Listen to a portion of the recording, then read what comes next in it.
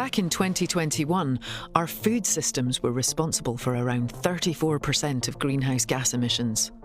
That's all of the carbon emitted from chopping down trees to make extra agricultural land, the emissions from nitrogen fertiliser, the emissions from cows, the production of food, the consumption and waste of food.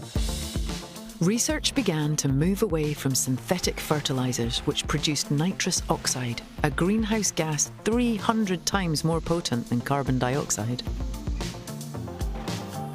Microalgae applied to crops produced fewer greenhouse gases. And in Kenya, cows were being fed grasses that could help digestion and reduce methane emissions. But livestock farming still accounted for around 15% of global greenhouse gas emissions. Changing the food system is primarily about changing what we eat, eating the right amount, eating more fruit and vegetables, and less about eating lots of meat. In the early 2020s, veganism became more mainstream. But many people still wanted to enjoy meat and dairy, so commercial, lab-based alternatives took off. One solution came from these two biological engineers: milk, made in the lab. We were looking at our personal choices and seeing how they impact the planet. We went to fully vegan, plant-based diet, and it was particularly the dairy that we found not just difficult, but actually untenable. A bad-tasting vegan cream cheese bagel was the final straw.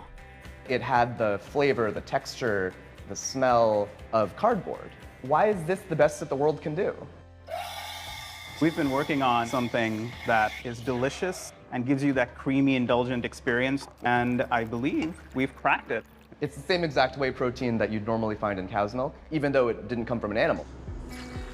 Their secret was taking the milk-making genetic code from cow DNA and giving it to a fungus. Then, in a fermentation process, whey proteins are churned out, molecularly identical to milk.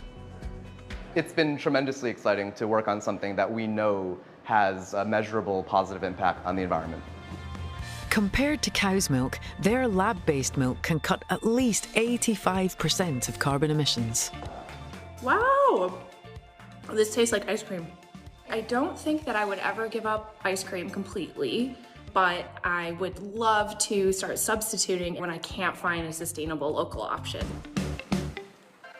Now, in 2045, revolutionary foods like these have helped us cut our meat and dairy consumption by almost half. Along with eating the right amount, wasting less food, and